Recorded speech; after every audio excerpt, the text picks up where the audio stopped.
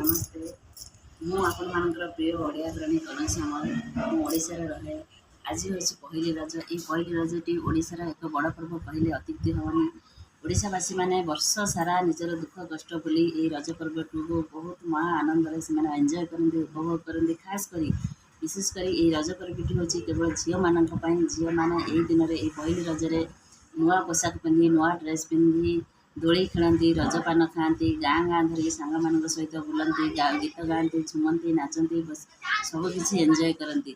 ओडिशावासी मैंने यही रज पर्व बहुत मजा मस्ती करती। रज पर्वटी हूँ ओडिशार एक बड़ पर्व। यही पर्व घरे घरे माँ मैंने पिठापଣା करती एवं घरे घरे बुली निज रज पर्व को एंजॉय करती। निजर सब सुख को से शेयर करती।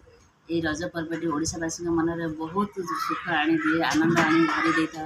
रज पर्व आपण रिक्वेस्ट कर समस्त ये रज पर्व निजक एंजॉय करूँ एवं निजर दुख कष्ट को भूली रज पर्व को माने भल भाव खुशी मनातु। ये रज पर्व खास ये भिडटी आपण बनईनि कि रज पर्व को आपण मैंने केमी एंजॉय कर मत कमेंट सेक्शन में जड़े। रज पर्वटी ए वर्ष रज पर्वटी आपण मैंने केमी कटेले निश्चित भाव में मत कमेंट सेक्शन जनइबे। ये भिडटी आपण मानक केमी लगे निश्चित भाव जनइबे। एवं शेष गोटे कथा कही रखुची मो चैनल टाक आपण मैंने लाइक शेयर एंड सब्सक्राइब निश्चित करेंगे। एतिक रही till then take care bye bye.